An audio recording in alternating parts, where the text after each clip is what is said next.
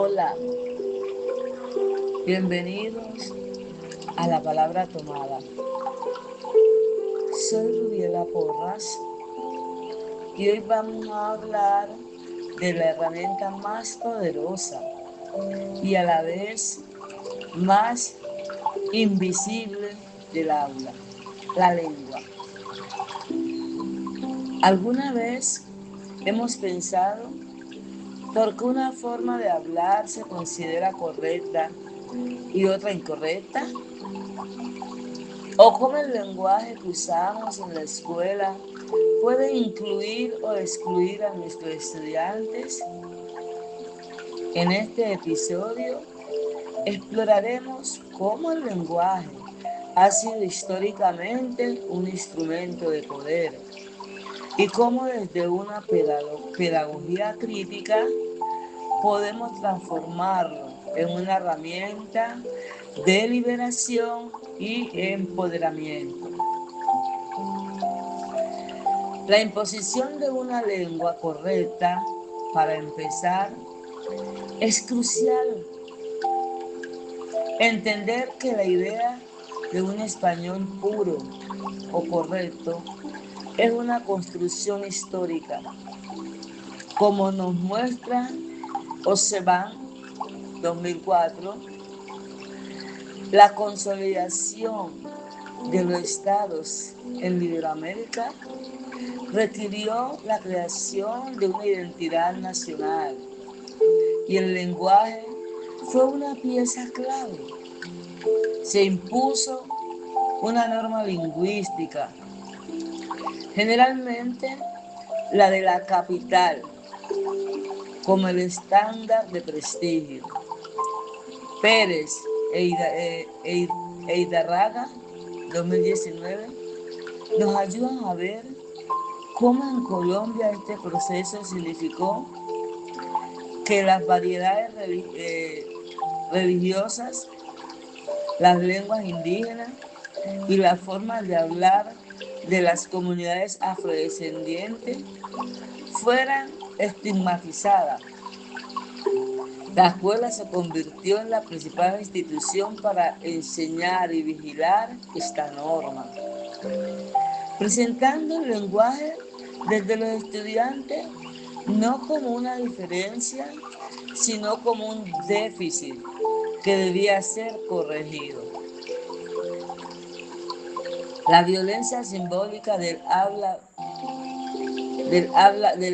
bien está jerarquizado desde la lingüística, que parece tan normal. Es lo que la pedagogía crítica llama violencia simbólica. Maldonado 2009. Siguiendo, a Bourdieu nos explicaría que al imponer una forma de hablar como la única legítima, la escuela devalúa la identidad y la cultura de los estudiantes. Cuando corregimos constantemente a un niño su acento o por usar expresiones de su comunidad, el mensaje implícito es devastador. Tu mundo, tu familia, tu forma de ser están equivocados. Esto no solo genera inseguridad y silencio, sino como lo analiza Araña 2010, desde la teoría crítica, reproduce la desigualdad social. Pues quienes dominan la norma lingüística de prestigio tienen más capital cultural y por ende más oportunidades. Hacia una pedagogía de la justicia lingüística, frente a esta violencia, la pedagogía crítica nos impone una justicia lingüística. No se trata de aceptar que todo vale, sin más, sino de entender que todas las variedades de lengua son complejas, lógicas y ricas. Significa enseñar a los estudiantes a ser políglotas en su propia lengua, a entender cuánto y cómo usar el registro estándar. Pero sin embargo, ni avergonzarse del propio. La meta, como diría Hedy Gutte, 2013, es ayudar a los estudiantes a encontrar su propia voz, una voz auténtica que le permita no solo comunicarse, sino también nombrar su realidad, cuestionarla y eventualmente transformarla. El lenguaje deja de ser una jaula y se convierte en una llave. Práctica para liberar la palabra en el aula.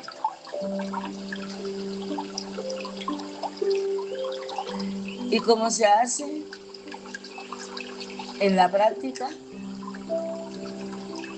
Podemos empezar con acciones sencillas, pero poderosas. Por ejemplo, celebrar la diversidad lingüística, crear un mapa de palabras del salón, como las diferentes formas de nombrar las cosas. Esa sería una. 2. Literatura diversa. Leer autores que escriben desde diferentes variedades del español, mostrando su riqueza y legitimidad. 3. Escritura auténtica. Permitir que los estudiantes escriban historias o poemas en su registro lingüístico, valorando la creatividad por encima de la norma. 4. Análisis crítico de la lengua. Estudiar cómo se usa el lenguaje en las noticias o la publicidad para manipular o persuadir. Se trata de convertir el aula en un espacio de seguridad y exploración lingüística, donde todas las voces son bienvenidas.